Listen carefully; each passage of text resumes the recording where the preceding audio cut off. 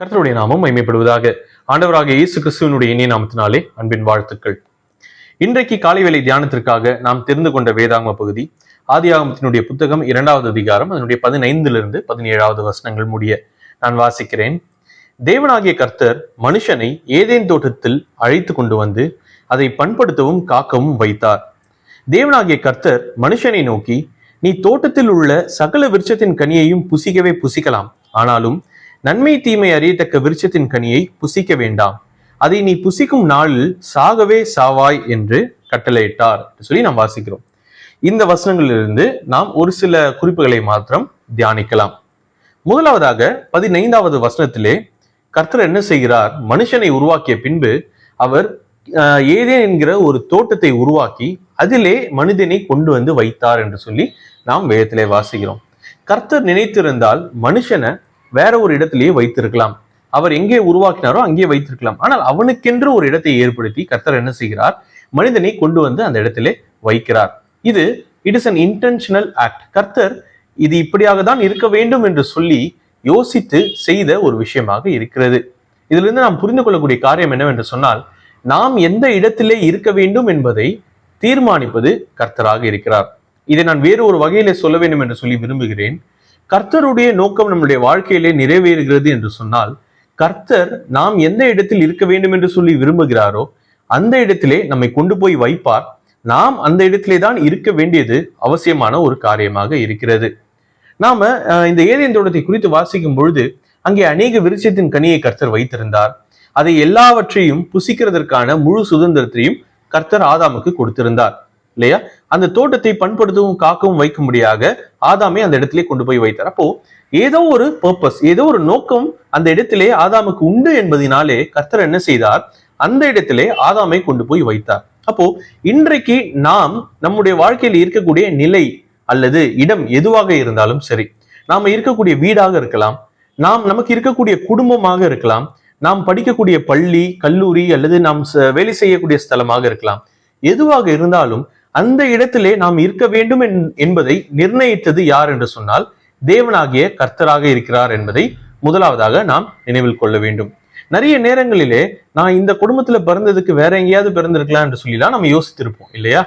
நான் என்னன்னே தெரியல, நான் இந்த ஸ்கூல்ல வந்து மாட்டிக்கிட்டேன், இந்த காலேஜ்ல வந்து நான் மாட்டிக்கிட்டேன், நான் வேலை செய்யக்கூடிய இந்த இடத்துல வந்து நான் இங்க வேலை செஞ்சே இருக்கக்கூடாது, ஆனா நான் இந்த இடத்துல இருக்கிறேன் அப்படின்னு சொல்லி அநேக நேரங்கள்ல நாம் இருக்கக்கூடிய இடத்தை குறித்து குறை சொல்லக்கூடியவர்களாக நாம் இருப்போம். ஆனால் கர்த்தர் அந்த இடத்திலே நம்ம ஏன் வைத்திருக்கிறார் என்கிற நோக்கத்தை அறிந்து செயல்பட வேண்டியது அவசியமாக இருக்கிறது.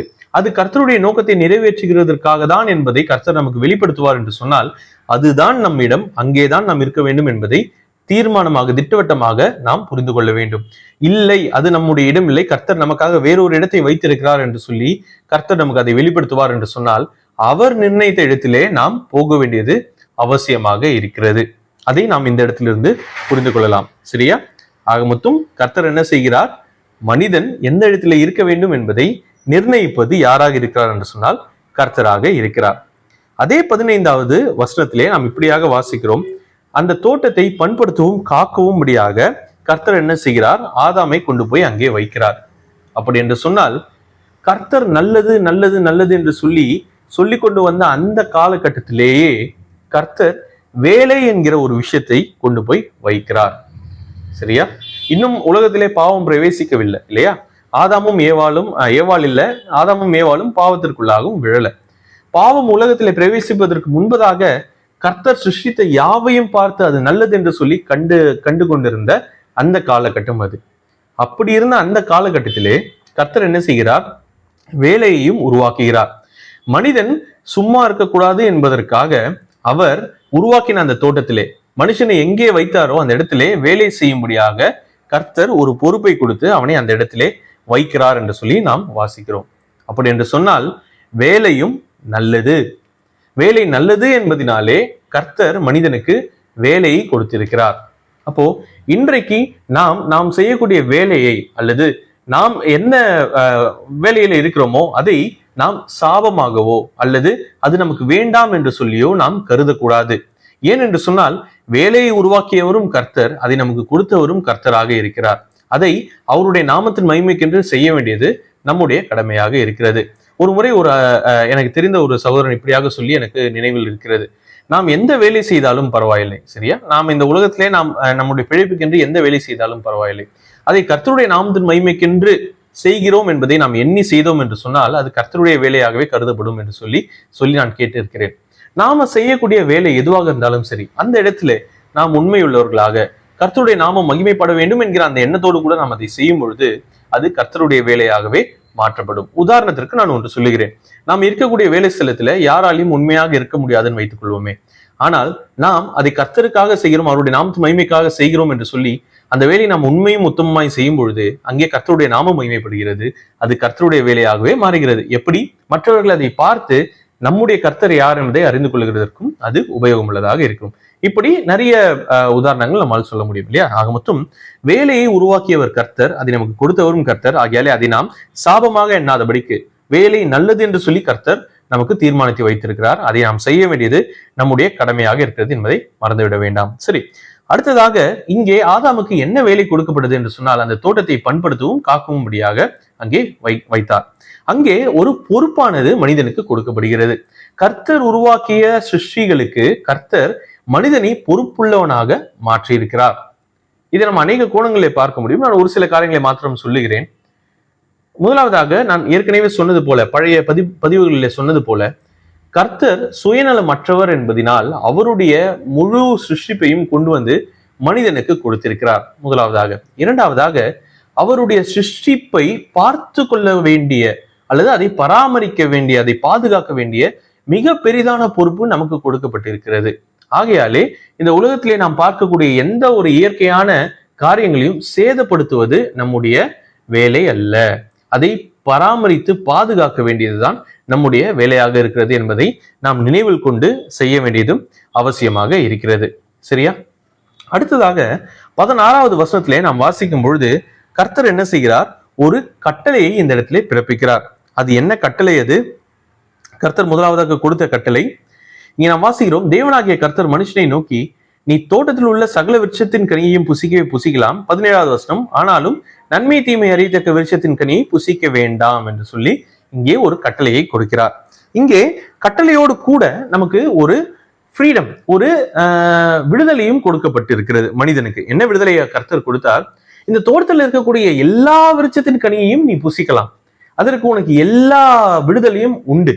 ஆனால் நடுவில் இருக்கக்கூடிய அந்த நன்மை தீமை அறியத்தக்க மரத்தினுடைய கனி மாத்திரம் நீ புசிக்க வேண்டாம் என்று சொல்லி சொன்னார். ஏதேன் தோட்டம் என்று சொன்னாலே நிறைய செடி கொடி மரங்கள் எல்லாமே இருக்கும் இல்லையா? அநேக விதமான பழங்களை கொடுக்கக்கூடிய மரங்கள் அங்க இருந்திருக்கும். அங்க இருக்கக்கூடிய எல்லாவற்றையும் புசிப்பதற்கு மனுஷனுக்கு அதிகாரத்தை கொடுத்த கர்த்தர் ஒரே ஒரு மரத்தின் கனியை மாத்திரம் புசிக்க வேண்டாம் என்று சொல்லி சொன்னார். ஆனால் அங்க இருந்த எல்லா மரத்தினுடைய கனியையும் விட்டு மனிதன் அந்த வேண்டாம் என்று சொல்லி விளக்கின அந்த விருட்சத்தின் கனியை மாத்திரம் புசிக்கக்கூடியவனாக மாறி போனான். அப்போ இந்த இடத்திலே நாம் முதலாவதாக புரிந்து கொள்ள வேண்டிய விஷயம் என்னவென்று சொன்னால், கர்த்தர் நம்மை சுற்றி அநேக நல்ல காரியங்களை வைத்திருக்கிறார். அவர் சொல்லுவது என்ன? நன்மையான காரியங்களை நீங்கள் தேர்ந்தெடுத்துக் கொள்ளுங்கள் என்று சொல்லுகிறார். தீமையான அந்த ஒரு சில காரியங்களை மாத்திரம் நீங்கள் விட்டு விடுங்கள் என்று சொல்லுகிறார். ஆனால் கர்த்தருடைய வார்த்தைக்கு நாம் கீழ்ப்படிந்திருந்தோம் என்று சொன்னால், இல்லையா, ஆதாமும் ஏவாளும் கர்த்தருடைய வார்த்தைக்கு கீழ்ப்படிந்திருந்தால் அவர்களுக்கென்று வைக்கப்பட்டிருந்த அந்த எல்லா ஆசீர்வாதங்களையும் சுதந்திரத்துக் கொண்டு இருந்திருப்பார்கள் இல்லையா? ஒரே ஒரு பழத்தை சாப்பிட்டு அவர்கள் சாபத்தை சுதந்திரத்துக் கொண்டிருக்க மாட்டார்கள். நம்முடைய வாழ்க்கையிலும் அதுதான். கர்த்தர் நம்மை சுற்றி அநேக நன்மையான காரியங்களை வைத்திருக்கிறார். அதை எல்லாவற்றையும் நாம் உபயோகித்துக் கொண்டு கர்த்தரிடத்திலிருந்து பெரிதான ஆசீர்வாதத்தை பெற்றுக் கொள்கிறதற்கு நாம் பிரயாசப்பட வேண்டும். விலக்கி வைத்த சில தீமையான காரியங்களை மாத்திரம் நாம் பின்பற்றி கர்த்தருடைய சாபத்திற்கு ஆளாகிவிடக் கூடாது என்பதை நாம் நினைவில் கொள்ள வேண்டும். அநேக நேரங்களில் நாம் தவறுகிறவர்களா இருக்கிறோம். ஆனால் நம்முடைய போக்கஸ், நம்முடைய அந்த சிந்தனையை, நம்முடைய பார்வையை நன்மையான காரியங்களுக்கு நேராக திருப்ப வேண்டியது அவசியமான ஒரு விஷயமாக இருக்கிறது என்பதை நாம் மறந்துவிட வேண்டாம். இந்த வசனத்தினுடைய பொதுவான அர்த்தம், கர்த்தருடைய கட்டளைக்கு, அவருடைய கட்டளைக்கு நாம் கீழ்ப்படிய வேண்டும். கீழ்ப்படிந்தோம் என்று சொன்னால் நமக்கென்று அநேக ஆசீர்வாதங்கள் அங்கே இருக்கிறது என்பதை நாம் மறந்துவிட வேண்டாம். சரியா?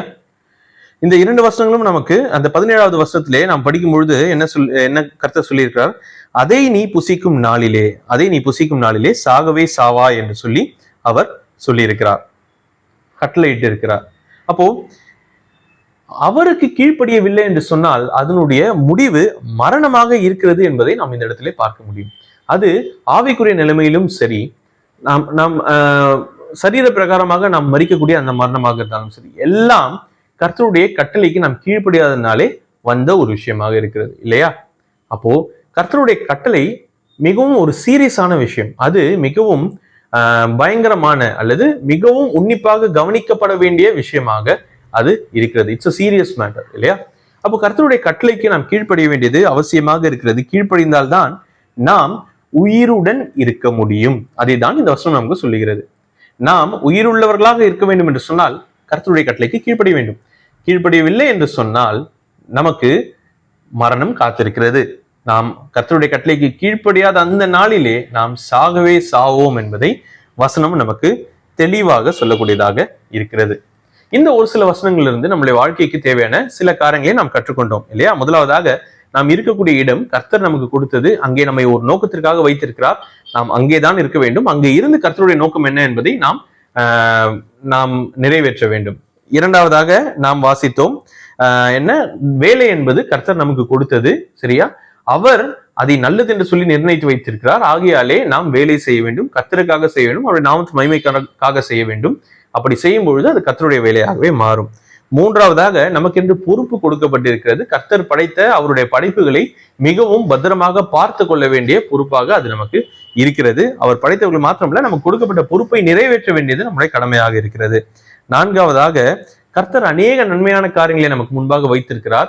தீமையான காரியங்களை, ஒரு சில தீமையான காரியங்களிலிருந்து மாத்திரம் நாம் விலகி இருக்க வேண்டும் என்று சொல்லி அவர் விரும்புகிறார்.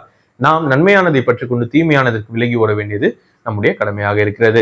வரக்கூடிய நாட்களிலே கர்த்தர் நாம் இப்படியே வாழ்வதற்கு உதவி செய்யட்டும். அவருடைய நாமத்து மகிமைக்கென்று நாம் அதிகமாக அவருடைய கட்டளைக்கு கீழ்ப்படிந்து வாழ்கிறதற்கு கர்த்தர் நமக்கு உறுதுணையாய் இருப்பாராக. கர்த்தருடைய நாமம் மாத்திரமே மகிமைப்படுவதாக.